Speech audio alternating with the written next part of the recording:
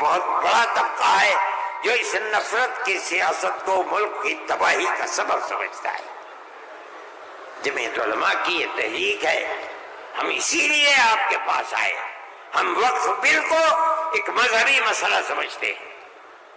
آپ اس بات کو سمجھیے، لوگ نہیں کہتے، میں تو سچ بات کہہ دیتا ہوں، آپ کے اس صوبے کی حکومت وہ بیساکھی ہے جس کے اوپر مرکزی حکومت ٹکی ہوئی ہے، یہ بھی اس کے اندر شریک ہے۔ وہ کہتے ہیں کہ ہم مسلمانوں کو کوئی تکلیف نہیں پہنچنے دیں گے۔ میں نے جو بات کہی ہے اسی لیے کہ یہ آواز ان تک پہنچے کہ وقف کو زندہ رکھنا یہ ہمارا مذہبی فریضہ ہے، ہمارا مذہب ہے وقف۔ اگر آپ اس کی تائید کریں گے تو مسلمان خود فیصلہ کرے کہ آپ کی گورنمنٹ آپ کے مذہب کو زندہ رکھنا چاہتی ہے یا آگ لگانا چاہتی ہے۔ جمعیت علماء ہند زندہ باد، مولانا ارشد مدنی، نعرہ تکبیر، اللہ اکبر، ارشد مدنی قلم بڑھاؤ، تمہارے ساتھ ہیں، جمعیت علماء ہند زندہ باد۔ میرے بھائی، تیسرا مسئلہ مدرسوں کا مسئلہ ہے۔ مدرسے دو طرح کے ہیں، ایک وہ مدرسے ہیں جو گورنمنٹ سے امداد لیتے ہیں، ایک وہ مدرسے ہیں جو گورنمنٹ سے ایک پیسہ بھی نہیں لیتے۔ ہم پہلے سے کہتے تھے، لوگوں سے بلاتے تھے کہ پیسہ مت لو۔ یہ ہو نہیں سکتا کہ گورنمنٹ دے اور تم سے لینا، یہ نہیں ہو سکتا۔ آج سے تقریباً 15-20 سال پہلے دلی کے اندر ایک میٹنگ بلائی، بہار کے لوگ بھی اس وقت گورنمنٹ میں تھے، یہ بھی تھے، اور وہ یہ تھی کہ مدرسے والوں کو ہم پیسہ دیں گے۔ سب نے منع کر دیا کہ ہم نہیں جائیں گے۔ میں نے یہ سوچا کہ مجھے جانا چاہیے، چنانچہ میں چلا گیا وہاں۔ انہوں نے مجھے اسٹیج پر بلا دیا، اس کے اندر بڑے بڑے وزراء بیٹھے ہوئے تھے، ارجن سنگھ بھی تھے اور دوسرے لوگ تھے۔ وہاں تقریر کرنے والوں نے تقریر کی مدرسوں کے خلاف، میں خاموش بیٹھا رہا۔ اس کے بعد مجھ کو کہا کہ آپ بولیں۔ میں بولے، میں نے ان سے کہا کہ آپ نہیں جانتے کہ مدرسوں کا کردار کیا ہے۔ میں آپ کو بتاتا ہوں، جب 1857 کے اندر لوگوں کا قتل عام ہو گیا تو اب ملک کی آزادی کے لیے جہاد کرنے والے مجاہد ہی ختم ہو گئے۔ جن لوگوں نے جہاد کیا تھا وہ جیل میں پکڑے گئے۔ جب عام معافی کا اعلان ہوا تو علماء نکلے اور سر جوڑ کر بیٹھے۔ 57 میں جہاد ہوا تھا، ٹھیک 9 سال کے بعد 1866 میں دارالعلوم کی بنیاد رکھی۔ کیوں؟ اب مجاہد زندہ نہیں رہے، دارالعلوم میں جنگ آزادی کے لیے مجاہدین کی فیکٹری بنانی تھی، وہ ہے دارالعلوم کے اوپر۔ مدارس اسلامیہ زندہ باد، جمعیت علماء ہند زندہ باد، نعرہ تکبیر، اللہ اکبر، مدارس اسلامیہ، اللہ اکبر۔ اس فیکٹری سے بڑے بڑے ہزاروں مدرسے بن گئے۔ جہاں دنیا میں جائیے، نیو یارک میں چلے جائیے، واشنگٹن میں چلے جائیے، لندن میں چلے جائیے، ساؤتھ افریقہ میں چلے جائیے، اور ایشیا کے اندر تو جس ملک میں قدم رکھو یہیں کے فارغ ہیں یا یہاں کے فارغ ہونے والے کے شاگرد ہیں جنہوں نے مدرسے بنا رکھے ہیں۔ یہ مدرسے در حقیقت ملک کی آزادی کی ضمانت ہے. ملک کے اندر حضرت شیخ الہند یہیں کے پیدا ہوئے جنہوں نے 4 سال مالٹا میں جیل کاٹی. مولانا مدنی یہیں سے پیدا ہوئے ہیں جنہوں نے 9 سال انگریز کی جیل کاٹی ہے. اور میں نے کہا میں کتنوں کا نام لوں آپ کے سامنے. یہ مدرسوں کی زندگی ہے اور یہ تاریخ ہے. آپ اس تاریخ کو بجھانا چاہتے ہیں. کہتے ہیں بالکل نہیں. انہوں نے کہا کہ ہم نہیں بجھانا. میں نے کہا کہ یہ ہو نہیں سکتا کہ آپ پیسہ دیں انہیں اور پھر ان کے نظام تعلیم اور نصاب تعلیم میں دخل نہ دیں. آواز آئی ہم وعدہ کرتے ہیں کہ نہیں دیں گے. میں نے کہا اچھا میں آپ کو جھوٹا نہیں کہتا ہوں. مجھے یہ بتائیے کہ ابھی الیکشن میں 3 سال باقی ہیں.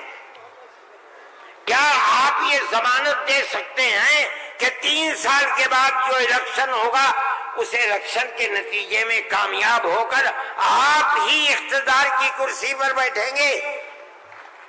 کہنے لگے نہیں دے سکتے. میں نے کہا تو آپ تو 3 سال کی ضمانت نہیں دیتے اور میرے دل میں یہ ارمان ہے کہ اگر قیامت تک میں زندہ رہوں گا تو مدرسوں کو لے کے چلوں گا.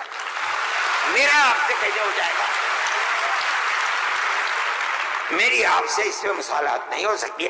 آپ کو اسکول بنانے ہیں آپ مجھے دیجیے. آپ اگر 50 اسکول کہیں گے میں 50 بنا دوں گا. لیکن آپ یہ چاہیں کہ مدرسے کو ختم کر کے اس کے اندر اسکول کا نصاب بن جائے یا یہ مدرسے آپ سے پیسہ لے کر چلے. جمعیت علماء اسے گوارا نہیں کرے گی. میں نے ان سے کہا کہ مدرسے اور مسجد میں کوئی فرق نہیں ہے. کہنے لگے وہ کیسے؟ میں نے کہا اس لیے کہ اگر مسجد میں نماز پڑھی جاتی ہے مدرسے میں نماز سکھلائی جاتی ہے. اگر مسجد میں نماز کے اندر قرآن پڑھا جاتا ہے مدرسے کے اندر قرآن پڑھنا سکھلایا جاتا ہے. کیسے دونوں الگ ہو جائیں گے؟ یہ دونوں ایک دوسرے کے ساتھ ہیں. جیسے ہم مسجد اپنی خود بناتے ہیں چاہے ایک چھپر ڈال کر کے بنائیں اسی طرح ہم مدرسے میں بھی آپ سے کوئی مساعدت لینا ہم نہیں گوارا کرتے. اچھا میں یہ کہہ کر کے بیٹھ گیا. صدیقی صاحب جن کو گورنمنٹ نے بنایا تھا اسکولوں کو ان کا اقلیتی کردار دینے کے لیے وہ میرے برابر بیٹھے تھے. وہ بھی اس اجتماع کو بلانے والے تھے. اس کے بعد ایک اور صاحب کھڑے ہوئے میرے بعد. انہوں نے پہلے سے یہ کہا کہ مجھے بڑا افسوس ہے کہ آپ نے ارشد کے بعد مجھے بلا لیا. کچھ وقفے کے بعد بلاتے انہوں نے تقریر اور جیسے انہوں نے کہا میں نے اس پر یہ کہا کہ میرے اندر یہ طاقت ہے آپ جو فرمائیں گے میں اسے قبول کروں گا خاموش. میں کوئی اس کی تردید نہیں کروں گا. اس لیے آپ فرمائیے. جیسے انہوں نے کہا کہ مدرسوں کا کردار کمزور ہوگا وہ تو مجمع جو صبح سے کھڑے ہو گئے خبیث ہے اتار دو پھینک دو نکال دو اس کو یہاں سے. جب آگ لگنے لگی تو میں نے صدیقی صاحب سے کہا صدیقی صاحب میں تو جا رہا ہوں. صدیقی صاحب نے مجھے پکڑے بھائی خدا کے لیے بیٹھ جاؤ یہ مجمع ہمارے قابو میں نہیں آئے گا. تو میں نے ان لوگوں سے کہا کہ بھائی کیا بات ہے کیوں آخر گھبرا رہے؟ ایک بات ہے آپ کی مرضی کے مطابق ہے آپ قبول کیجئے. نہ مرضی کے مطابق ہے آپ نہ قبول. لیکن اس اجلاس کے اندر یہاں کیوں شور بچاتے ہو؟ خیر وہ لوگ بیٹھ گئے. جب ہو گیا تو میں اٹھ کے بھاگ گیا. کانگریس گورنمنٹ کی جو بالکل آخری شخصیت تھی انہوں نے کہا کہ بھائی سونیا جی صدر تھی. انہوں نے کہا کہ آپ نے کیا کر دیا؟ میں پہلے منع کرتی تھی کہ اس مسئلے کو نہ چھوڑو بند کر دو اس کو. جو مدرسہ بند ہو گیا. آج بھی یہی مصیبت تھی. ان مدرسوں کے خلاف ابتدا میں جو امداد نہیں لیتے تھے کوئی نہیں بولتا تھا اس لیے کہ جب تمہارا کھایا نہیں ہے تو تم ہم سے پوچھ کیوں سکتے ہو؟ جو تمہارا کھاتے ہیں ان سے جا کے کہو انہوں نے کھایا ہے اب تم ان کے حلق سے نکالو. ہم نے تو کبھی تم سے 2 پیسے بھی نہیں دیے. دارالعلوم دیوبند کو سن 56 کے اندر 1956 میں، جو اس وقت یہاں بہار کے آدمی تھے اور ملک کے صدر جمہوریہ تھے ڈاکٹر راجندر پرساد، وہ دیوبند آئے تھے. انہوں نے دیوبند حضرت رحمت اللہ علیہ زندہ تھے، حضرت مدنی، انہوں نے دارالعلوم کے لیے ایک لائبریری کے پیسے دارالعلوم کو دینے کا وعدہ کیا. جب وہ چلے گئے، اب شکریہ ادا کیا ان کا بہت، جب وہ چلے گئے تو ان کو خط لکھ کر بھیج دیا گیا کہ دارالعلوم دیوبند کے بنانے والوں کا یہ حکم ہے، یہ اصول ہے کہ کسی بھی مسلم یا غیر مسلم حکومت سے کبھی کوئی مدد نہیں لی جائے گی، اس لیے ہم آپ کا شکریہ کے ساتھ واپس کرتے ہیں. آج تک حکومتوں پر حکومتیں بدل گئیں، انگریز گورنمنٹ، پھر اس کے بعد ہندوستان کی، مگر اس کے اندر کوئی فرق نہیں پڑا ہے. لیکن اس کے بعد جنہوں نے لیا تھا وقت گورنمنٹ سے، پھر اس کے بعد ان مدرسوں کے اندر بھی ہاتھ ڈالنا شروع کر دیا. جمعیت علماء اس سلسلے کے اندر کورٹ میں گئی، اگرچہ ان مدارس کے سلسلے میں کوئی فیصلہ ابھی تک نہیں آیا، لیکن ہم یہ سمجھتے ہیں کہ قانونی اور دستوری اعتبار سے جو گورنمنٹ سے کوئی چیز نہیں لیتے، پہلے لیا جاتا تھا چھٹیوں کے اندر گورنمنٹ سے، وہ قانون تھا کہ جو ٹکٹ طلبہ لے کے گھر جاتے تھے کنسیشن، اس میں پیسہ کم ہو جاتا تھا. جب گورنمنٹ کی نظریں بدلنی شروع ہوئی، دارالعلوم نے بند کر دیا، اس کو ہم نہیں لیتے. یہ بات ہم نے کہی، یہ اللہ کا بڑا احسان ہے کہ جو تبصرہ آیا، ابھی تک فیصلہ نہیں آیا، وہ تبصرہ بھی حق کے اندر ہے. انشاءاللہ جب گورنمنٹ سے کوئی تعلق ہی نہیں ہے اور دستور کی دفعات 25 اور 26 اقلیت کو یہ حق دیتی ہے کہ وہ اپنے اداروں کو قائم کر لے، کوئی رکاوٹ نہیں ہے، تو ہمارے مذہبی اداروں کے اوپر کیسے رکاوٹ ہو سکتی ہے؟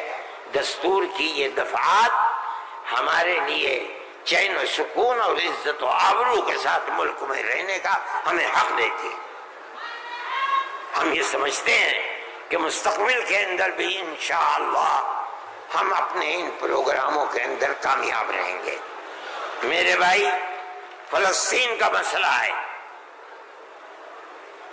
دیکھیے، جب یہ مسئلہ ہوا اسی دن ہماری گورنمنٹ نے ایک بات کہی کہ یہ دہشت گردی ہے، فلسطینیوں نے حملہ کیا اسرائیل کے اوپر.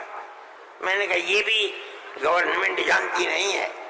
جب میں نے اگلے ہی دن بیان دیا کہ یہ غلط ہے، اسرائیل کو بنانے والوں نے بنایا تھا، بیت المقدس اسرائیل سے باہر تھا، فلسطین آزاد تھا.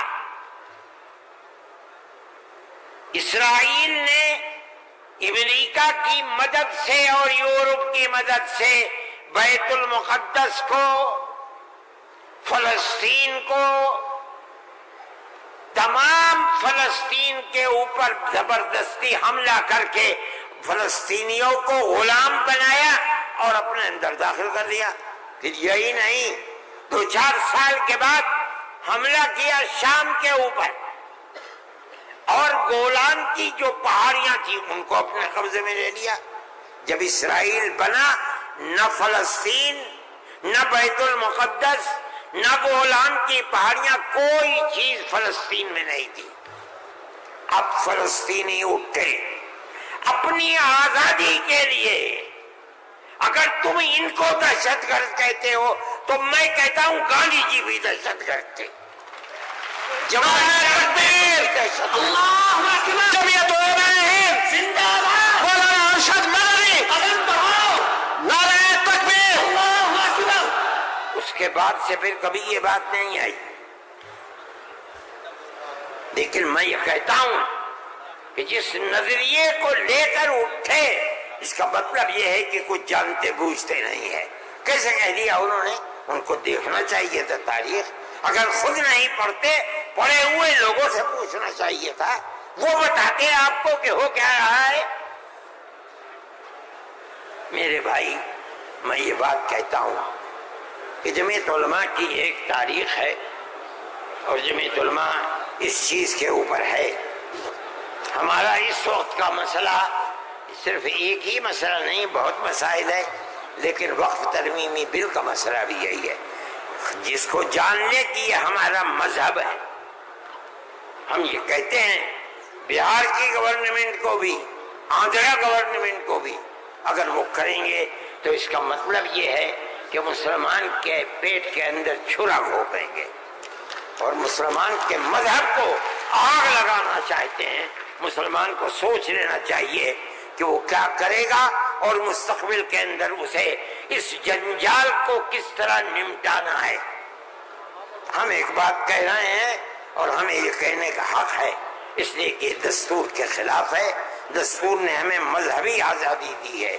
آپ وقف کو مذہب نہیں سمجھتے، لیکن اس لیے نہیں سمجھتے کہ نہ آپ قرآن کو جانتے ہیں نہ آپ حدیث کو جانتے ہیں.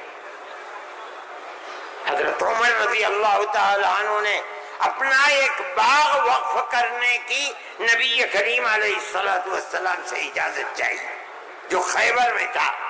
آپ نے فرمایا میری رائے یہ ہے کہ تم باغ کو وقف مت کرو بلکہ باغ کی کھجوروں کو وقف کر دو فقراء اور مساکین کے لیے، اس لیے کہ باغ تمہارا رہے گا.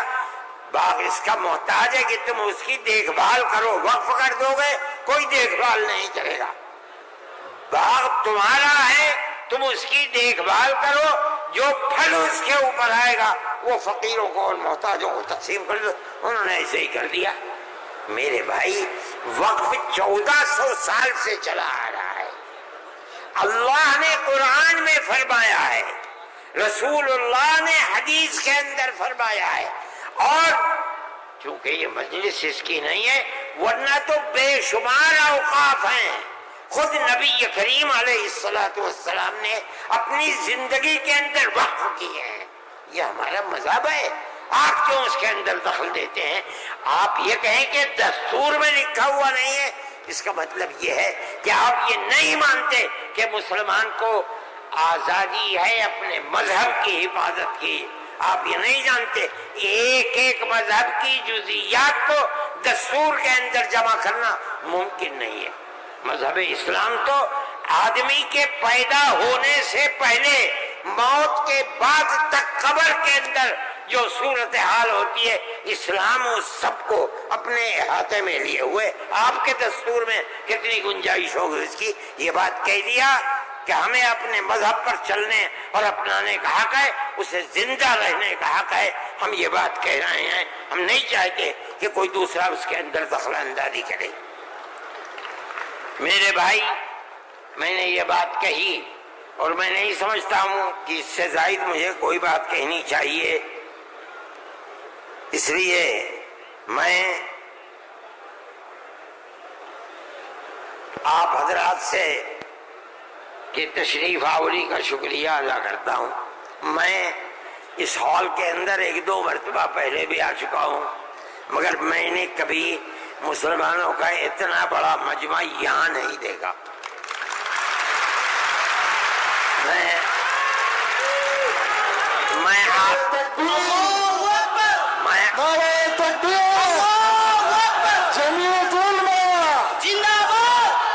آپ حضرات کا شکریہ ادا کرتا ہوں اس لیے کہ یہ سب جگہ شہرت تھی کہ اس اجلاس کا مقصد وقف ترمیمی بل کی مخالفت ہے. اس کا مطلب ہے کہ بہار کا مسلمان ہر اس طاقت کا مخالف ہوگا جو وقف ترمیمی بل کی تائید کرے گا. اس لیے آپ حضرات کا اس گرم جوشی کے ساتھ یہاں آنا، میں جمعیت علماء کے خادم کی حیثیت سے آپ کا شکریہ ادا کرتا ہوں. اللہ آپ کو خوش رکھے، خیر و عافیت کے ساتھ رکھے. آپ اپنے مذہب کو سینے سے لگائے ہوئے زندہ رہیں اور مذہب کو خدا کرے زندہ رکھے۔ میں آپ سب حضرات کا شکر گزار ہوں، جو لوگ باہر سے آئے ہیں میں ان کا بھی شکریہ ادا کرتا ہوں۔